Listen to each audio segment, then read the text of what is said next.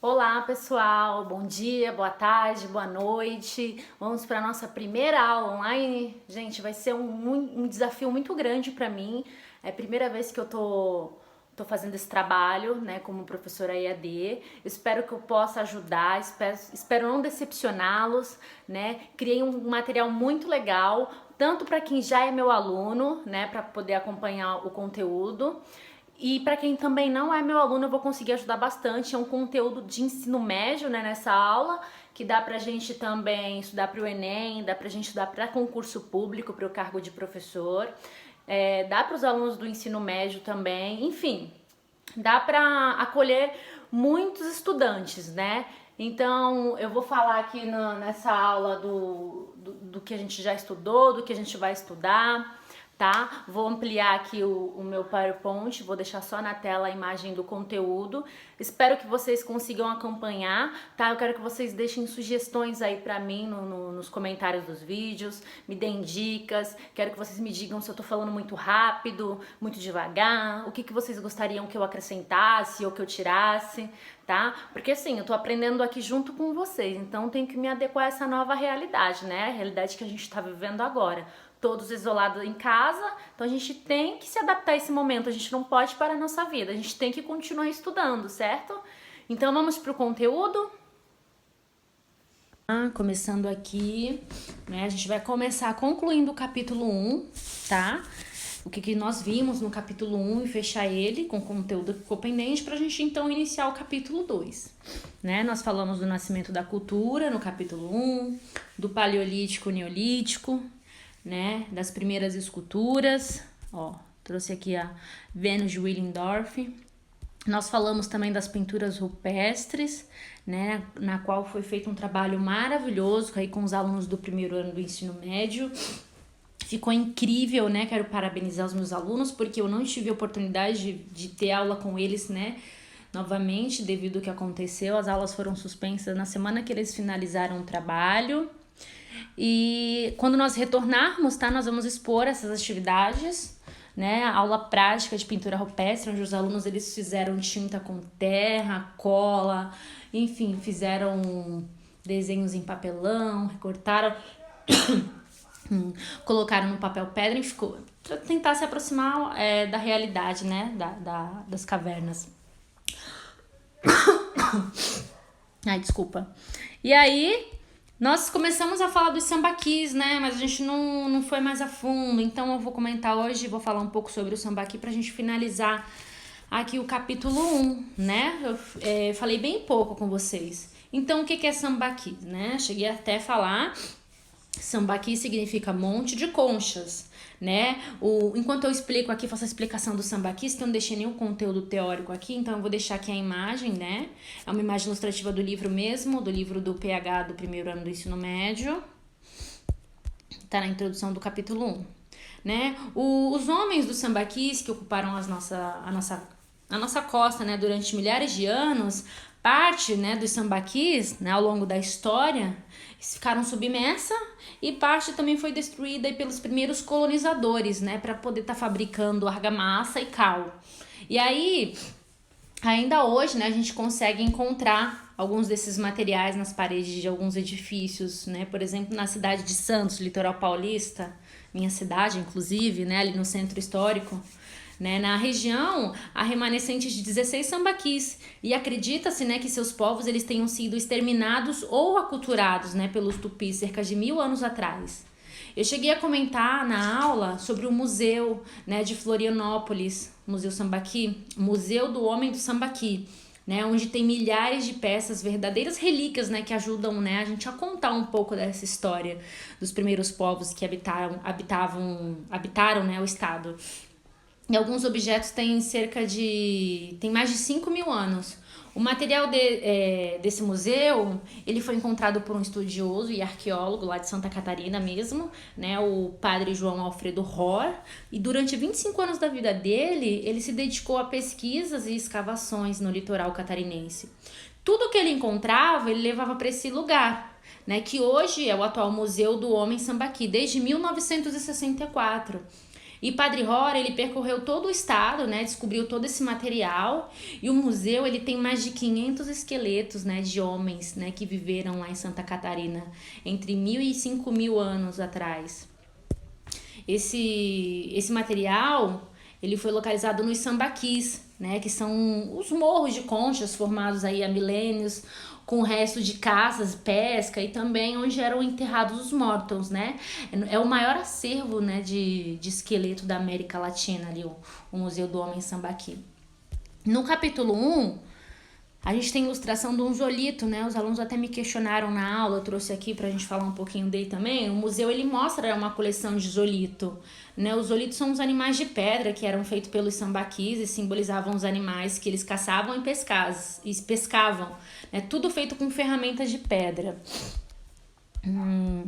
E aí eu deixo aqui uma reflexão, né? Deixo uma reflexão sobre uma atividade para a gente refletir sobre o que a gente estudou no capítulo 1. 3 perguntinhas, eu gostaria que os meus alunos eles respondessem no caderno, né? Porque quando nós retornarmos às nossas aulas, eu vou estar fazendo uma retrospectiva, né, do que foi visto o EAD, do que foi estudado. Mas eu também vou deixar esse exercício, essas 3 perguntinhas aqui na nossa plataforma, lá do Plural, né? Vai contar como ponto todas as atividades que a gente faz sempre. E aí, o que vocês vão me responder? O que os arqueólogos chamavam de explosão criativa do Paleolítico? Nós vimos isso no capítulo 1. No 2, o que mudou nas manifestações artísticas dos grupos humanos no período neolítico? 3, qual a importância dos sítios arqueológicos da Serra da Capivara? Então, se precisarem, deem uma folheada novamente no capítulo 1 para poder estar respondendo essas 3 perguntinhas. E aí a gente entra, né, no capítulo 2, falando da... Ai, tô um pouquinho sem ar, porque eu não tô acostumada, né, ficar falando da aula, falando sozinho. Cadê os meus alunos para interagir aqui comigo, para me argumentar, para me interromper? É diferente, né? É novo isso para mim. Mas vamos lá, espero que eu me saia muito bem, espero não decepcioná-los. Então, falando da Mesopotâmia, a Mesopotâmia, né, a atual região hoje que fica o Iraque, né, região que ficava entre os rios Tigres e Eufrates. Então, a gente vai estudar na aula de hoje os sumérios e os assírios, tá? Eu coloquei ali o cenário histórico porque na introdução do capítulo 2 tem algumas imagens lá no livro, né, para quem tem o livro, e aí fala de um modo geral do capítulo, mas aí eu vou trazendo os outros temas nas próximas aulas. Mas hoje vamos falar dos sumérios e dos assírios. Eu trouxe 2 imagens aqui, ó, pra gente começar o capítulo 2, não são imagens do livro, mas que representam aí os sumérios, os assírios, né? Aqui na primeira imagem, eu vou ampliar aqui para vocês, a escrita cuneiforme, né, dos sumérios, que inventaram, né, a escrita. Não temos essa imagem no livro, mas ó, deixa lá para vocês dar uma observada. E aqui nos assírios, essa imagem também não tem um livro, mas é uma imagem muito forte, né, bastante comentada também quando se trata dos assírios, né, que é a caça, né, representa o rei assírio caçando o leão. Ele caçava, só os reis podiam caçar os leões, né? Eles demonstravam seu poder diante de tanto súditos quanto dos monarcas. Então, como eu falei, só o rei mesmo, só os reis podiam caçar os leões. O conteúdo tá no livro, das páginas 26 a 31, para quem tem o livro e consegue acompanhar, tá? E vamos dar seguimento aqui no conteúdo. Vou ler com vocês aqui esse slide, tá? Os sumérios. O sucesso da produção agrícola nas regiões de planície desenvolvida com um sistema de irrigação que utilizava a água dos rios Tigres e Eufrates favoreceu o crescimento populacional que, por sua vez, levou à formação das primeiras cidades. Em aproximadamente 3.500 a.C., essas cidades eram as maiores do mundo. Cada uma delas tinha um sistema administrativo centralizado e o governo independente, sendo por isso chamado de cidade-estado. No apogeu de sua civilização, os sumérios viviam em cerca de 30 cidades-estados. Os sumérios criaram o primeiro sistema de escrita, o cuneiforme, aquele que eu coloquei ali na introdução do capítulo. né, que utilizavam sinais em forma de cunha, produzidos pela impressão da ponta de um bastão em placa de argila ainda mole. Então veja bem aqui a imagem, ó, mais clara ainda. Nitidamente, argila mole, a gente vê aqui, ó, pela profundidade, ó, a escrita cuneiforme. Ai, gente, desculpa, tô um pouco sem ar. Vamos lá.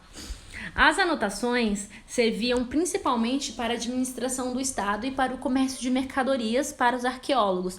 Também encontradas placas que relatam mitos religiosos, lendas heróicas, passagens históricas, textos sobre magia, fábulas e até mesmo um pequeno poema épico, Gilgamesh.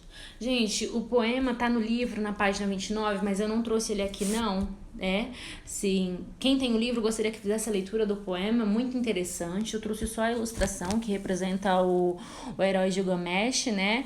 É um relevo, né, que ficava no palácio de Sargão II, rei, e atualmente, né, ele está no Museu do Louvre. Então pode pesquisar na internet, o Gilgamesh você consegue encontrar fácil, tá? E aí, os sumérios, eles eram politeístas, né? Ou seja, eles cultuavam vários deuses e deusas, né? Para eles, essas divindades, elas tinham poder sobre as forças da natureza e as atividades humanas. Cada cidade, ela tinha sua divindade protetora, né? E para ela se construíram templos chamados de zigurate, né? Aquelas torres piramidais em degraus, feitas de tijolos. Alguns desses templos, eles foram reconstruídos sucessivamente sobre suas próprias ruínas, tornando-se cada vez mais altos, né, proclamando assim a poderia da cidade, né?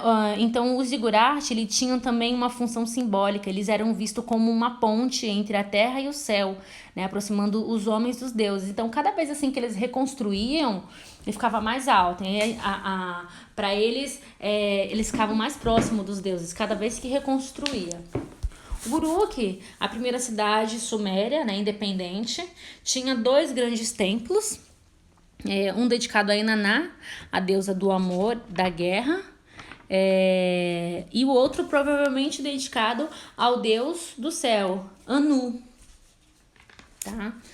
Então, voltando aqui, sumérios.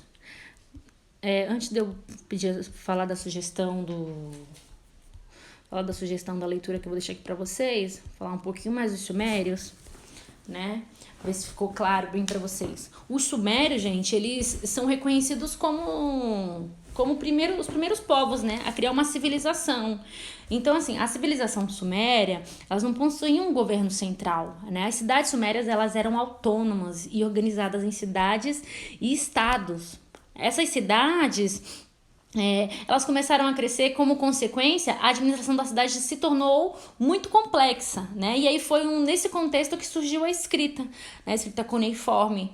E aí, tanto na Mesopotâmia quanto no Egito, os homens passaram a escrever fazendo uso da pictografia, né? Que é a arte de fazer registro com o uso de imagens, né? E aí, por exemplo, quando eles quando eles desejavam guardar essa escrita por muito tempo, os registros eles eram feitos em tábuas de argila, né? E essas tábuas elas deviam ser assadas em fornos, e assim os registros eles duravam por mais tempo, eles resistiam por mais tempo, né? Deixa eu só beber uma água aqui, que eu vou falar da leitura.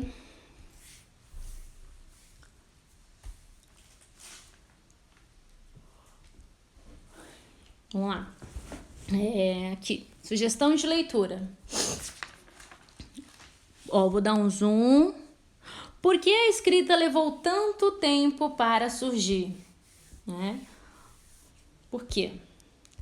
Aí, gente, quem tem o livro, eu quero que faça a leitura no livro, na página 30. Quem não tem, eu acho que consegue ler aqui. Eu não sei se vai dar para dar zoom através do vídeo.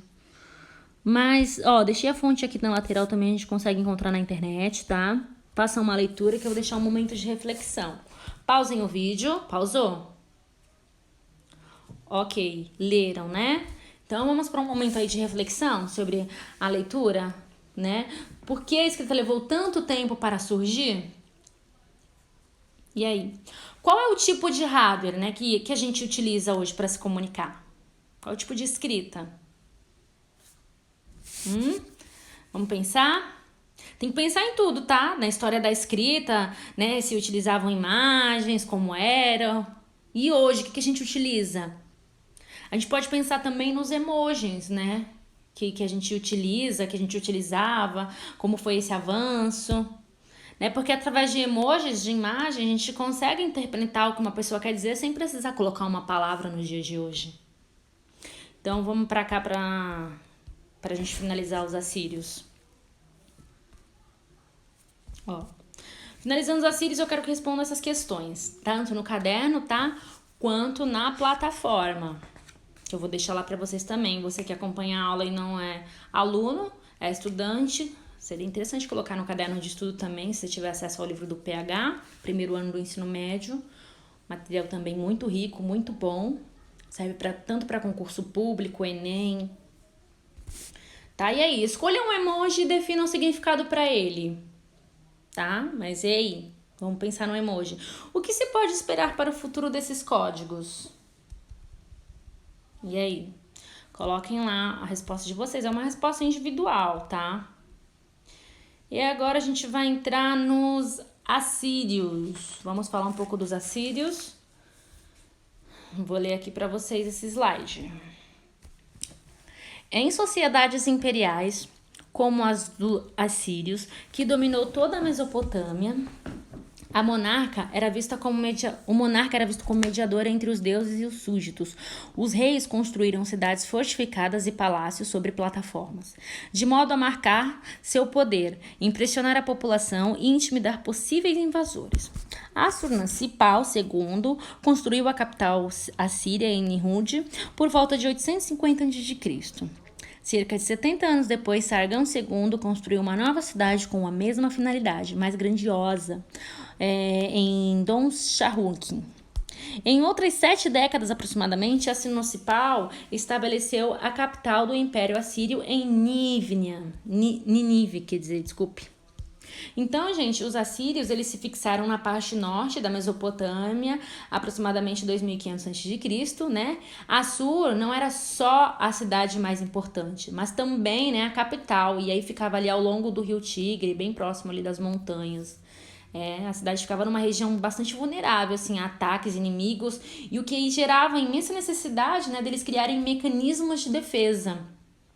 Eles conquistaram ali também toda a região da Mesopotâmia e eles foram prosseguindo com expansão, né, para o Golfo Pérsico, ali para o Mar Mediterrâneo. E aí conquistaram também a Síria, a Palestina e o Egito, tá? E aí agora a gente vai aqui para a leitura de imagens, ó. Leitura de imagens das páginas 28, 29, 30 e 31. Vamos começar pela 28, 29 e 30. Ó, enquanto vocês observam a imagem, eu vou fazendo a leitura da legenda dela, tá? Que é um zigurate, né? Construído em 556 a.C. Escombros, né? De uma construção suméria. Em cidades como Urk e Ur, né? Que eram circundadas por muralhas, produziam-se tijolos, tecidos, cerâmica, objetos de metal. A construção de palácios e templos mantinha ocupado grande parte da população. Então, observe bem a imagem que depois eu vou fazer alguns questionamentos. Vamos para a próxima imagem. Nós temos aqui um mosaico de peças cônicas, né? De cerâmica nas paredes do templo da deusa Ishtar, em Uruk. Ó. As paredes externas dos templos sumérios eram decoradas com peças cônicas de cerâmica vermelha, branca e preta, dispostas sobre argamassa ainda mole, né? Formando mosaico de padrões geométricos. Né? Atualmente se encontra no Museu Nacional de Berlim, na Alemanha. E aí aqui nós temos a tabuleta de argila com escrita pictográfica, isso, atualmente no Museu do Louvre. O Museu do Louvre é um museu que contém um acervo riquíssimo, a gente consegue encontrar de tudo lá, tanto é que se um dia você estiver aqui no museu, você tem que separar uns 3 dias para você conhecer tudo, senão não dá tempo. Então observem aí. Próximo selo de cilíndrico, ó, e a placa de argila gravada com os bois e as espigas de trigo. né? Além da escrita, os sumérios inventaram um sistema de autenticação de textos e documentos por meio de selos cilíndricos, né? Esses pequenos cilindros com incisões em baixo relevo eram rolados sobre placas de argila mole. O sistema se difundiu e foi usado por povos de todo o Oriente Médio até a Índia. Atualmente também no Museu do Louvre. Né? E aí, gente, observaram as imagens enquanto eu fazia a leitura, né, da legenda? Ó, vou fazer um questionamento aqui. Com que materiais foram elaborados esses objetos, né? É bem simples de responder, a gente tem aí uma legenda, vamos voltar lá no zigurate, né? Ó, começando pelo zigurate, ele foi feito que é de tijolo, né? A gente consegue ver tijolo e barro cozido, né? Aí depois nós temos a decoração feita com peças de cerâmicas. Ó, aqui, tô passando muito rápido, tô falando muito rápido. Vão deixando sugestão aí pra mim nos comentários do vídeo, porque é meu primeiro vídeo, espero que eu não decepcione vocês, né? E nem a mim mesma. Vamos lá. E o último aqui, as pequenas placas, né, de argila, que eram gravadas com desenhos de selos cilíndricos, né? Aí agora lá na página 30, né, ó, como eu perguntei, com que materiais foram elaborados antes de seguirmos para a página 30. Quero que vocês coloquem no caderno, tá? Não esqueça que eu vou fazer sempre retrospectiva, não nos vídeos, na escola. Quando nós retornarmos, vou fazer retrospectiva do que foi estudado do EAD. Vou deixar também a pergunta no portal para vocês responderem. E aí, a partir daí que eu vou estar avaliando vocês. Como é que vocês estão absorvendo todas essas informações, como é que tá o conhecimento de vocês, tá? E aí, na página 30, não trouxe a legenda aqui, mas eu vou falar para vocês. Primeira imagem, nós temos aqui, ó, um lira, né, de uma rainha. Essa lira ornamentada com cabeça de touro, né, um animal considerado divino. Ele foi encontrado junto aos corpos de 3 mulheres e pode ter sido usado para acompanhar cânticos ritualísticos, né? A caixa ressonância de madeira é decorada com cenas em que os animais agem como homens. A peça é decorada em ouro, prata e pedras preciosas, como lápis lazuli. Ó, então observem bem, porque eu vou fazer também uma outra perguntinha aqui.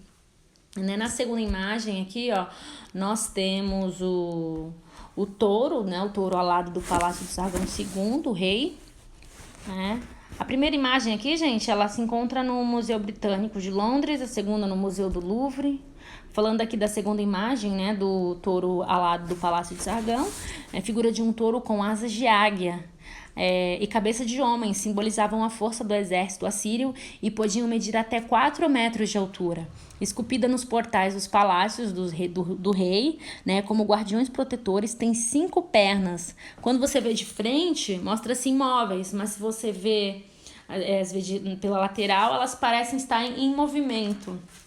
E aí agora vamos aqui para a perguntinha. Qual é a semelhança entre elas? É muito simples, gente, muito simples. Ó, vamos voltar lá. Eu vou falar aqui de uma semelhança e depois vocês vão acrescentar mais alguma coisa, tá? A lira, né, que é a primeira imagem, ela consiste em um instrumento musical, né? Ela é decorado com uma escultura de madeira, forrada de ouro, em forma de quê? Cabeça de touro, né? Então, olha aí, a cabeça de touro, a imagem do animal está associada à música. E aí, já na segunda escultura de pedra, né, a escultura de pedra dos assírios, em forma de quê? Do corpo do touro. Então, nós temos a primeira imagem com a cabeça, a segunda com o corpo do touro, né, que ela era colocada, né, nos portais, como ali na legenda, e a imagem do animal está associada à proteção. Então, quero que vocês respondam no caderno, no portal que eu vou deixar lá também, tá? E aí, você que é estudante, está acompanhando a aula, reflete sobre. As imagens estão aí. E essa foi a nossa primeira aula, espero que vocês tenham gostado, tá? Eu vou dar continuação nela no próximo vídeo, a gente vai continuar da onde a gente parou, sempre recapitulando o que nós falamos na aula anterior. Quero pedir desculpa se vocês ouviram algum barulho que não era pra ouvir, é que eu tô assim, muito amadora, eu não tenho nenhum equipamento profissional, não tenho microfone, não tenho acústica, não tenho nada, então eu tenho vizinhos, tem cachorro, não sei se chegou a aparecer no vídeo, eu espero que não. tá? E é isso. Espero que vocês tenham entendido, que vocês tenham conseguido acompanhar, entender, absorver. Qualquer dúvida, é só os meus alunos podem interagir comigo lá no plural, podem interagir comigo aqui também nos comentários do vídeo. Você que não é meu aluno, ficou com alguma dúvida, também quiser esclarecer, pode deixar comentário, tá? É só seguir também o meu Instagram lá, eu tô postando atividades para várias faixas etárias, não só atividades de artes também, mas como atividades para crianças que estão em processo de alfabetização, para crianças com necessidades educativas especiais. Então vamos todos juntos atravessar esse momento, né, que não está sendo fácil para ninguém, e vencermos, porque juntos nós somos mais fortes e juntos também vamos mais longe, tá bom? Espero ter colaborado, espero ter ajudado, espero que tenha dado tudo certo e que vocês tenham gostado. Um beijo e até a próxima aula!